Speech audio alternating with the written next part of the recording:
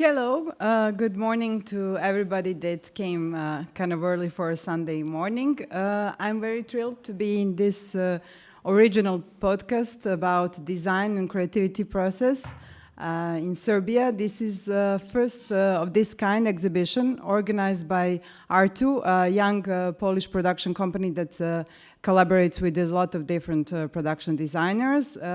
Moritz Putzier, it's one of them. He's our guest number one. Then also another organizer is NITEA, the long-established name in design furniture for office and residential spaces. And young architectural studio from Kristina-Khatlamadzhiian for Freya Architects, our second guest. And also the long-established regional production designer named Zoran Jedrejčić, who is a professor and a long-standing designer. Basically, we would like to guide you through this creative process of blank page to the finished design. And we will start with this, what brought these international artists and production designers and architects into this process. So basically, maybe Moritz, we can first start with you. You are by education, you are from Germany and production designer from small products to bigger one, like this lovely violet chair that we have here. So you can tell us what is your core that brings you into this world. Yes, sure.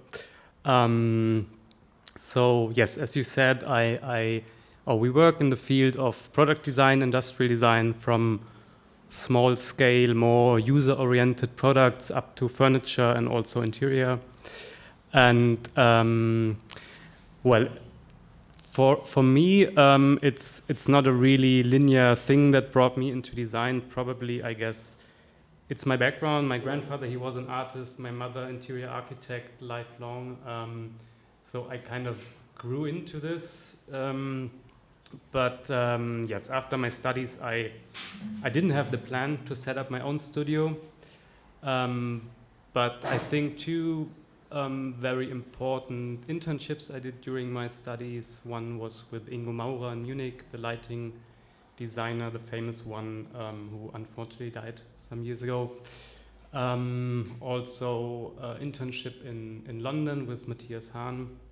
So these were two experiences that kind of brought me closer to the idea to set up my studio later. And when I finished my studies, I was lucky to get around a lot with my master project, a lot of exhibitions, a lot of press, and by incident I got asked to do some first projects. So this is how I started, how I came into this without having like a super worked out plan for that, actually. Yeah, it was in your DNA, we can say, and I like the sentence from your yesterday's lecture that design is culture. So basically, I think it's a lot. Yes, probably it has more influence than I maybe want to say, yes. Kristina, what brought you into this? First of all, it's a very multicultural panel. Basically, you're a half Finnish, half Armenian, Russian origin, living in Belgrade now, and working in the region. So tell us more about your... Hello everybody. With me, actually, it was very simple because it was my dream. When I was 7 years old, I told my parents I want to be an architect. And since that time, like nothing changed. So here I am. It's the emotion, as you say. Yes, emotion, and I just wanted to create spaces for people and to see how it can work. And I didn't have any other choices or professions or even like hobbies. It just recently I have new hobbies, but before 30 I didn't have any hobbies except of architecture and design. Thank you. And Zoran? Ciao everybody, thank you for coming. I wanted to become, to be honest, an architect. at the age of 15, 16, I wanted to be an architect. And then after, when I found that in Zagreb, they in architecture university, they opened the school for design, I decided to apply there. And to correct you, well, I'm designer. I used to be in Italy, visiting professor for NABA and other design universities. And then, as I said, I moved myself from Split to Zagreb and start my journey into the industrial design. Then I moved myself to Florence, and then we finished there the university, and briefly after that, I have the opportunity to work with one very important name of international design scene, which was Ettore Sozzas. So I worked for 6-7 years in the studio Sozzas, and that forming me mostly. And then after we moved to Belgrade and continues all those fantastic adventures. Yeah, but your career, it's so full, it's hard to it's cover hard everything. It's full, but it's not about my career. Yeah. It's here. But actually, you're a perfect person to start the next chapter. What would you say changed throughout this year in this educational process and all the design? Well, I am now 55, so I start maybe 30 years ago. And 30 years ago, first of all, everything was different. Where the information to get something about design, you read in international design magazines. You don't inform yourself only. You don't inform yourself on internet, because at that time internet was quite poor. So the major things was that we have, I think, more. I can't say more freedom, but we don't have all those layers that how can I say that, attack us and fulfill with different kind of information that we now live in that kind of period. So the approach with companies were completely different. We more speak directly with the owners. So how can I explain to you? In the past, you didn't have so much design-oriented companies. You have those established design companies, and you speak directly with the owners, because the owners, those, how can I say, illuminate interpreter. Together, I speak from my point of view or from my experience. In Italy, in that time, you have close connection with architects, because mostly design scene in the 80s, 90s were architects, not designers. And we speak directly with them. We, Ettore and all stuff, they manage directly with the clients, and by doing sketches, by drawing on the paper, involving them, and to create something magic. And today is quite different. I don't know. I think that is true. Maybe Moritz can guide us through this, as you're also teaching. How do you see younger generations and yes. First I want to deeply agree with a few things you said, even though I'm just looking back on 10 years of experience, so much less. But I think during these 10 years, a lot changed, especially over the last 5 years. So, and yes, one of the reasons is, as things get more and more complex, we kind of run from crisis to crisis. You said design is a cultural tool.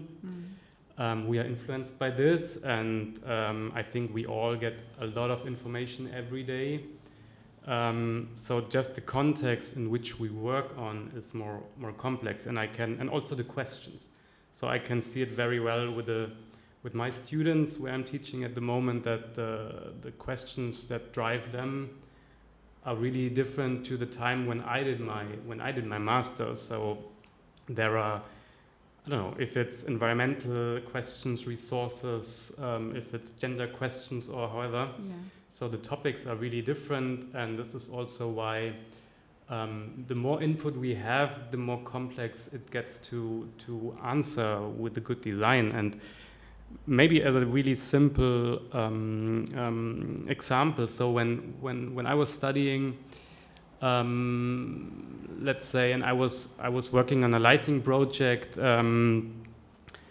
it was maybe more about doing something new, about a special function, about a formal aesthetic, and no matter the material or if everything was glued, and like when I work on such a project now, like many more facets come into my process. So you think about, how can I maybe repair it, how can I replace things, what materials do I use. So but that's the good part of the modernization, I would say, maybe looking at the good part is that we, I think, too slow, but still we get aware of this issue, and we try to find good answers within the design to that. This is the good part, yes. But would you say these modern tools like AI or different things also bring the dangerous side, that maybe? Well, it's of course, yes. The AI is a huge topic right now, right? I think, and we could probably fill a whole thing with this, but maybe just to briefly say how I experienced this. I think we need to learn how to sensefully work with this, because otherwise we kind of have the danger that we as creatives and designers, that we boycott our own profession. And I think one question I often have to my students, I ask, okay, who's leading? Is it you or is it the AI? And so I think this is a good thing to check, okay, do I use it as a tool that is helping me in some regards, or is it kind of creating ideas, which actually I should do? Yeah, I agree. And also, tell us, Kristina, when you start the project, when it's a blank page, how does, which feelings arise? What guides you? How is your process? Well, you know what? Like, blank page could be scary a bit, but for me, it's like my favorite stage of the project, because nothing done yet. Everything is possible. Yes, everything is possible. Probably your team and you will make something brilliant, maybe not, but for that, like at that moment, we still don't know that. And I find some kind of inspiration and magic inside of this condition. Yeah. So how we start our project? Usually, of course, like each project has their own brief, conditions, initial data, like client and all that stuff, budget. But to start solving with this and struggling with this blank page, we usually discuss with our team, like, okay, what feelings our guests, our user of this space should feel here. And every time we start from this point, what feelings, what emotions, it helps us to understand what kind of atmosphere should we do here, should we put here, how we can build it. Yeah, like you put yourself in a movie of that situation or office or family. What would they do? Yes, and then before starting sketching, we think it's like our brainstorming, and after that, we find this lane, this feeling. It's not like logic. It's not. I mean, of course, there is some logic inside of it, inside of each process, but usually it's some feeling, and only after that discussions, only after that catching, we start drawing. And we start drawing, and sketches usually are, our first sketches usually just like very abstract, just shapes, maybe colors, maybe rhythm, dynamic, or like depends on what kind of atmosphere we want to create. So yeah, it's abstract, and then like further steps of developing these sketches, and maybe in the end we can see that it's different, maybe it's the same, but we usually start from that point. And you know, when we have already these solutions and sketches and this feeling, after that point, it's like for us goes usually smoothly and fun, and like before next steps, of course. But this first concept part, which starts from the blank page, for us usually just like pleasant fun. That's great. I guess the chemistry with the clients also helps, or you have certain rituals. It depends. Yeah, it depends. And it's like also another big question. If you have this chemistry, sometimes you don't have this. Yeah. And if you don't have this, how can you solve, how can you manage, and how can you create good project? So it depends, and I think that it's like also some kind of skills that creator and architect and designer should develop inside. Zoran, please tell us about your project. Yeah, I'm really agree with Kristina. So, as I mentioned before, while I studied in Zagreb and also in Florence, we have those starting point to respect the white paper, in the sense that the initial idea and the context is important. And we have also the professor who is our Zoe, was Japanese, who well, on the first lesson he teach us. Well, he go in front of us and draw a man, and he said, "So this is you."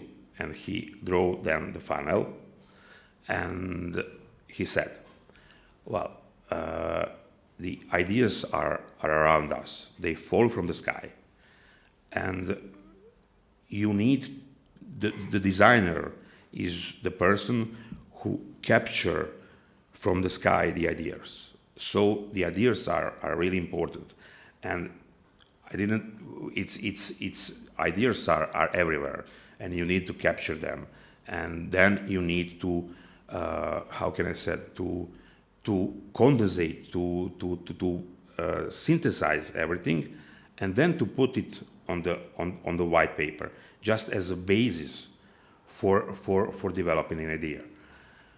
During the process, you don't. Sometimes you make it like exercise. Sometimes you make it with the companies, and also the importance of those, how can I say, sketches or those signs you leave on the paper, also in front of your client.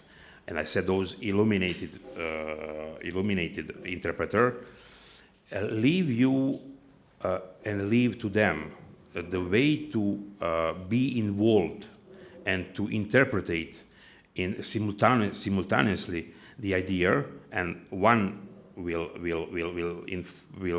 transmit one kind of information, and that can be maybe received similarly from the interpreter, person who is in front of you, and he can add. He have the freedom to add something, and then you create the connection. It's a dialogue. Yeah. It's a dialogue. Yeah. It's always the dialogue.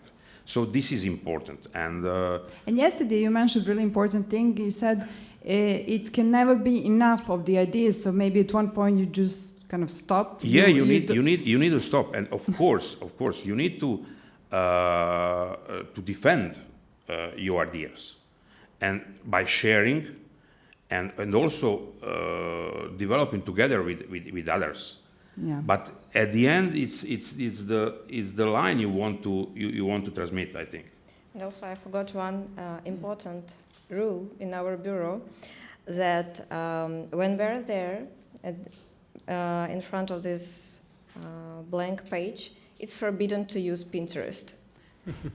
Only after we create something, only after we understand our strategy, our concept, only after, and just to find like particular solutions to show to the client, for example, or to understand. Yeah. But not from the beginning. From the beginning, only our brains, only our approach. No trends. We didn't have even Pinterest or Instagram at the time, so it so was it easier was, to yeah, be but creative. we have established, reviews. Yeah. And also, it's important to maybe to underline that at that time you have much less design companies, Of course. and you have more, well, Ettore always wanted to create something completely new, because the companies call him to give some imprint. And the goal wasn't to create, something that should be sell in millions of things. But like you said, it was more cultural project. Yeah. And Kristina, what inspires you? Do you have like certain process, or it depends when you're creating? For example, yesterday Moritz lecture, it was interesting. For that lamp, the inspiration was from the car tank shape. I also liked it.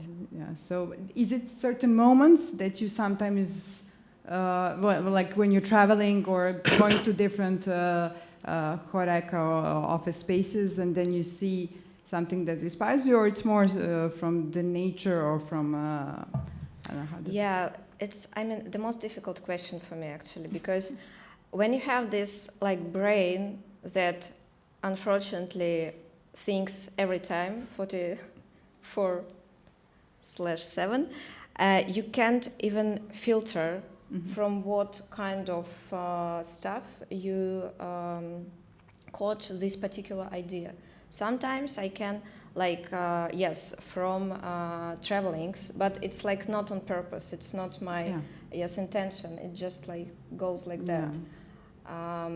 But most likely not from trends. I try to avoid trends, not to put ourselves, our team, our creative approach, not to put it in some kind of limits, which we can see nowadays. I like trends, I appreciate and respect everything, but I try not to be inspired by them.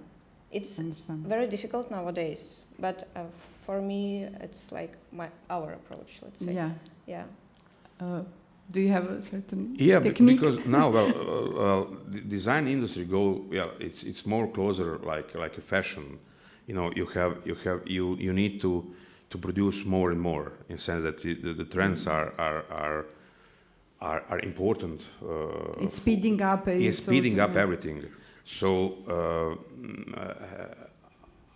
I try when I can to have the luxury of time, if it is possible to set. It says that if you really want to create something which have a huge amount of quality, you need a certain amount of time.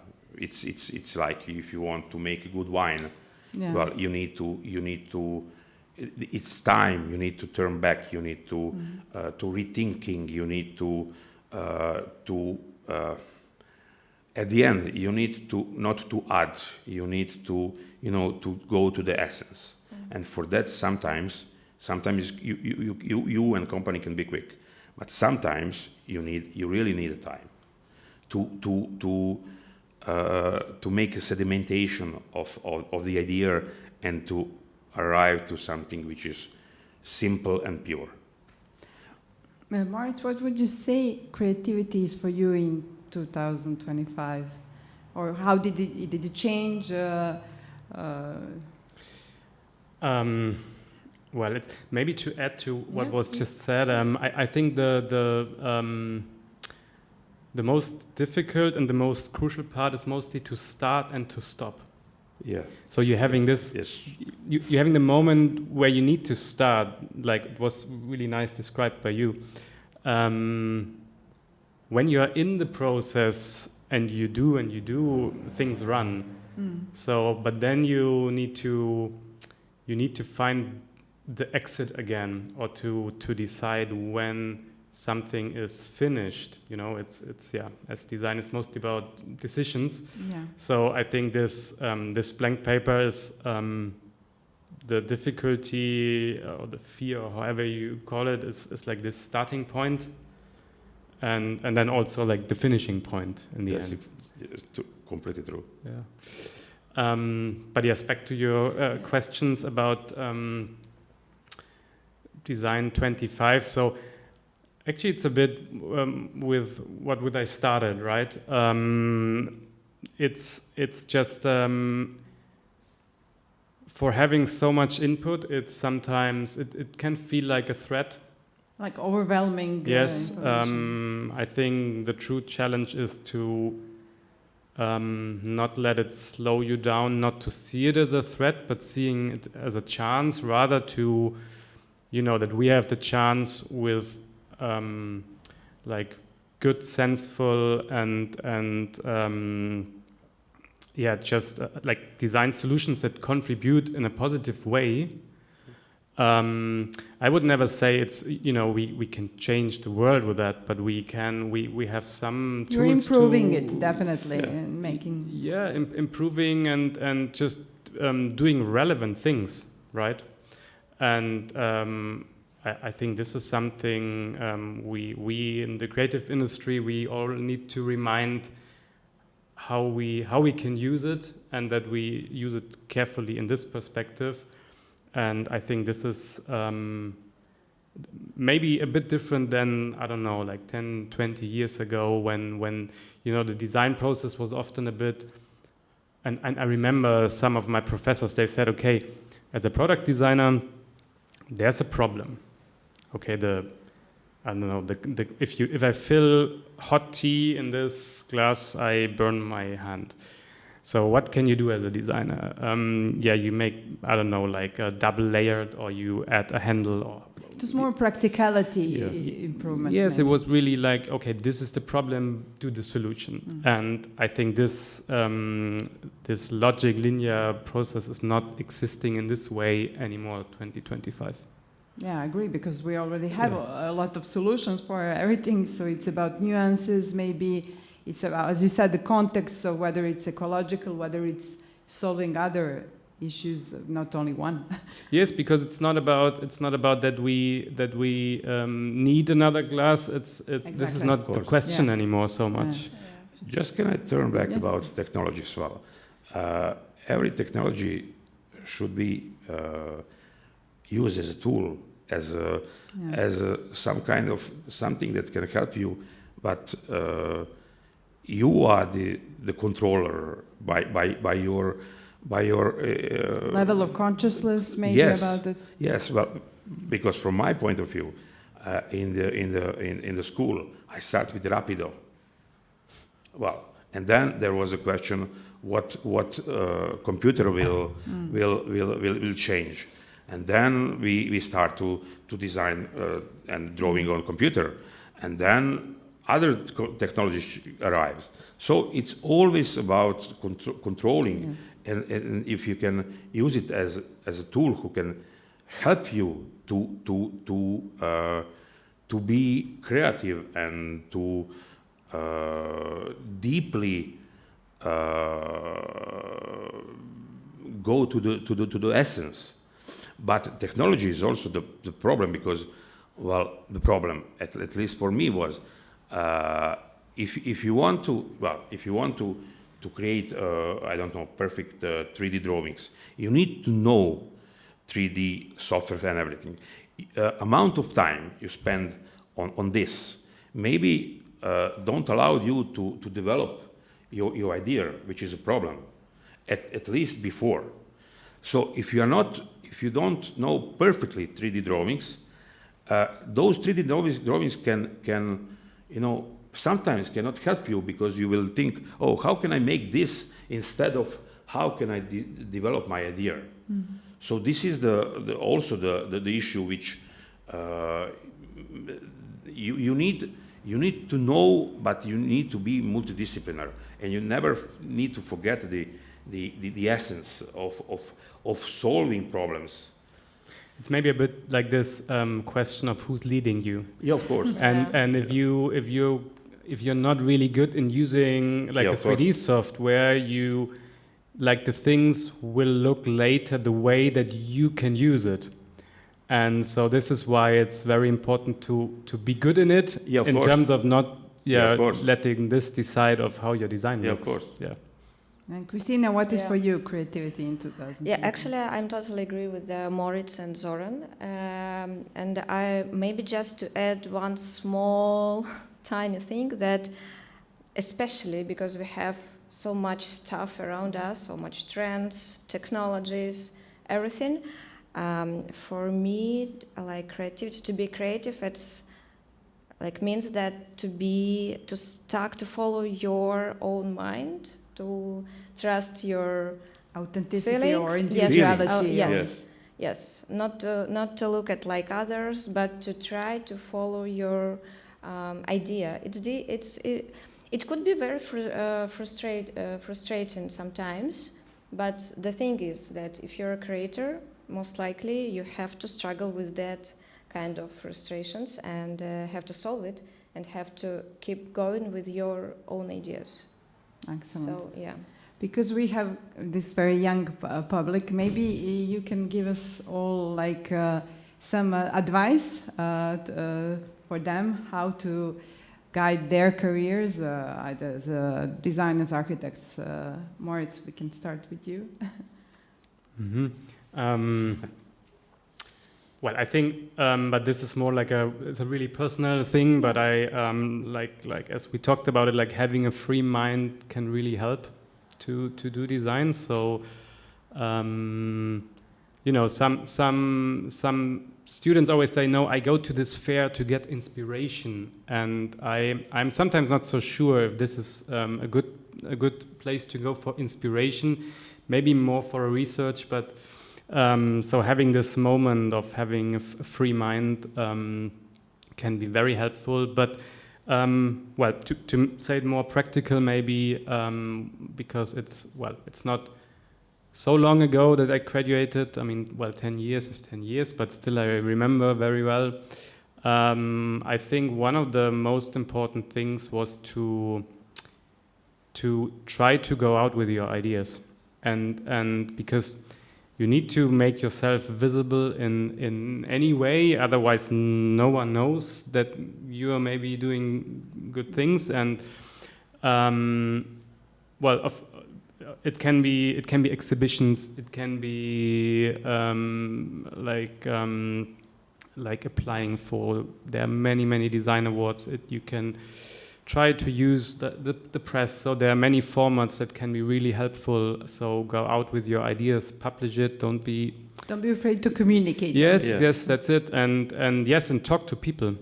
Talk to people, because designers, like doing a good design later in profession is like I will not say a few percent, but the rest of it, like having good contacts, talking to people, having this is a really big part which is good to train early, I guess. So yes, this would be like maybe a small advice. And so this, like, as we, of course, you said there are many more companies, many more designers nowadays. So of course, yes, it's also more difficult, but it's also more easy to make yourself visible. Yeah. And that's also it's faster. It's faster, yes, but it can be also like an advantage, of course. And Thank you. Kristina? Yeah. I'm again agree with Moritz. I would say if you find something scary, just take it as an experiment. Just act as it's not something serious. It's just your experiment, and you set rules in this experiment. This is important. And the most important thing, to let yourself fail.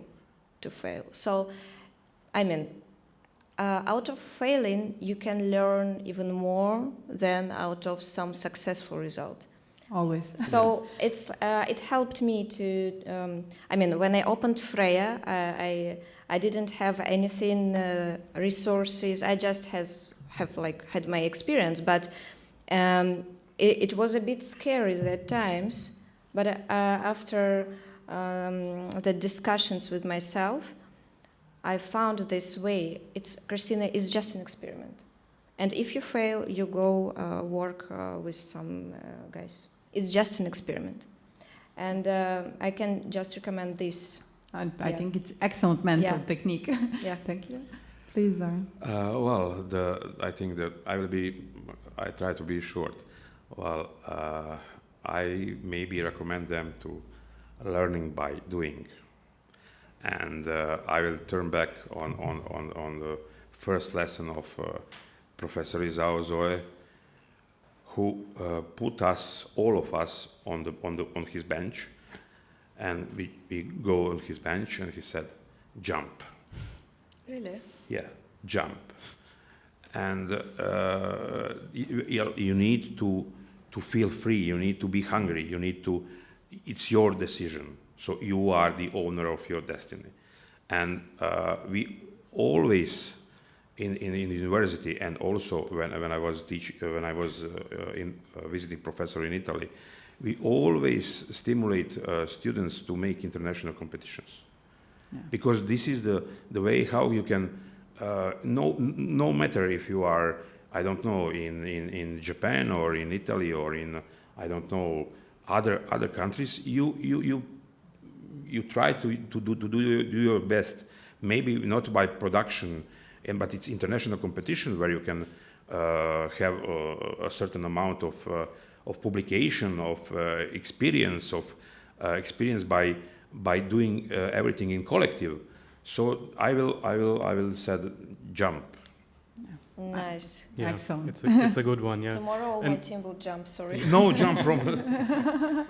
And I think also because you just said, I mean, like this ability to being curious. Of course. And to go in all different kind of areas, because I always experience, most designers run to the same company. Yeah. So often it makes also sense to make the angle a bit bigger. Of course. Because of course, if everyone wants to be in the same company, the success to get there is getting less and less, and sometimes there are also nice surprises to grow with other. Yeah. And if you can go or even deeply, usually you find the furniture companies, but design can be applied everywhere. Yeah. Yeah. Exactly. Every kind of production of cultural. Product organization, product, everywhere. Yeah, design is happening everywhere around us. So it's not only in a company that produces chairs, right? This is mostly how it's seen from the outside. Yes. But Excellent. I think you gave them really nice advice. Now, if you have any questions, we are here to answer. Anything? Okay, what we could saw that basically creativity is definitely a way of thinking and looking at the world, and you have to be brave, experiment, and have a dialogue with curious. Everybody from your clients, potential clients, and yourself.